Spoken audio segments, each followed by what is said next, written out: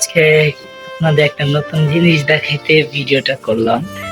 আমার মালা তো এতদিন প্রেগনেন্ট ছিল, গতকালকে আমার মালার ঘরে দুইটা বেবি হয়েছে, দেখতে পারেন। এই যে দুইটা, কোথায় মালা দেখাও, ওই যে দুইটা একই কালার হয়েছে, সাদার মধ্যে। দেখতে কিন্তু অসম্ভব সুন্দর